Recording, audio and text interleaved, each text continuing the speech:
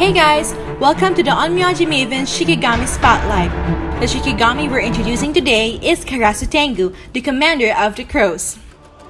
KARASU Tengu is a samurai tank type Shikigami that can cause epic mayhem during team fights with his knock-up ability and deadly flock of crows. Due to his combination of offensive and defensive abilities, KARASU Tengu can either be played as an assassin or as a tank, thus making him a very versatile Shikigami.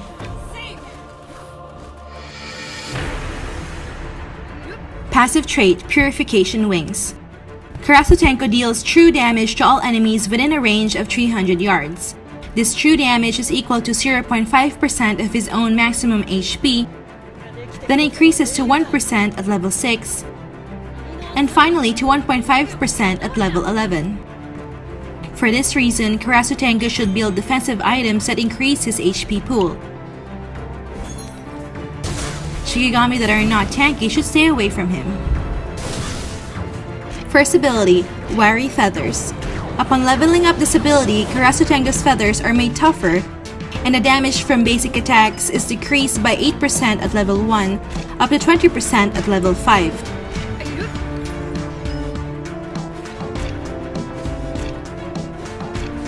This makes KARASU Tengu a nightmare to deal with for marksmen and other Shikigami that rely on normal attack damage. However, this defensive ability only reduces damage from basic attacks. Thus, KARASU Tengu should still be mindful of burst-type abilities from mages and ninjas. Second ability, Nightmare Crow. KARASU Tengu releases a crow in the designated direction, dealing physical damage to all enemies along its path. If the Shikigami hit by the crow tries to escape, he will suffer a 40% to 60% slowdown effect for 3 seconds. While laning, this ability is a very helpful tool for KARASU Tengu to clear minion waves. In addition, this ability also enables him to poke enemies staying inside the turret range.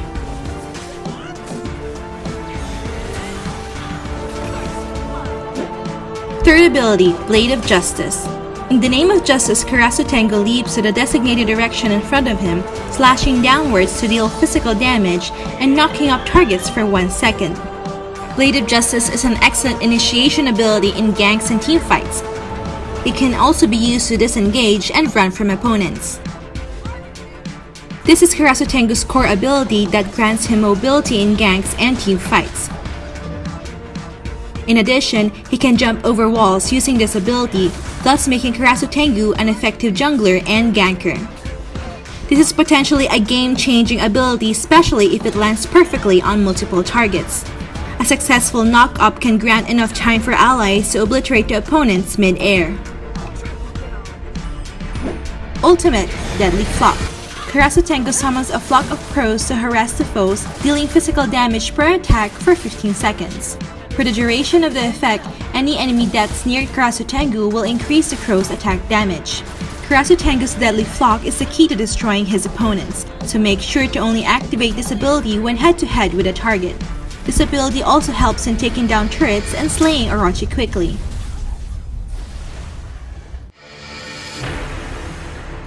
KARASU Tengu should level up ability 2, Nightmare Crow first, then ability 3, Blade of Justice second, as these are KARASU Tengu's primary damaging and initiating abilities. Always take ultimate when available. Since there are 2 styles in playing KARASU Tengu, it is important to recognize when to act offensively or defensively. When playing as a jungler, KARASU Tengu should help out his allies in lane by using Blade of Justice and Nightmare Crow to gank the enemies and thus build an early advantage. When chasing an enemy, use ability 3, Blade of Justice to knock them up in the air, and then use the second ability, Nightmare Crow, to slow them down. Follow this up with your ultimate and auto attacks to deal continuous damage, thereby guaranteeing the enemy's death. KARASU is a great threat to opposing squishy Shikigami, so use the brush to your advantage and attack from behind the enemy's team. If successful, this can nuke down the enemy carry in seconds. However, if playing as a tank, always protect your team's main damage dealer first. During the team clash, engage the enemy's front line, then disrupt the back line with Flash or Blade of Justice to set up the kill for your allies. Overall, KARASU TENGU is an all-rounded samurai and tank with remarkable damage, tankiness, and mobility.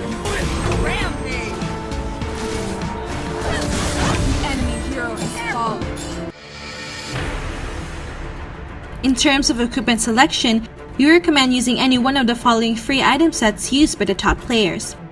We suggest taking the first set if playing as a jungler. The second set is a hybrid build with both attack and defense items. This is the most popular choice among the top players. When playing as a tank, take the third set as it gives high HP, armor, and magic resistance.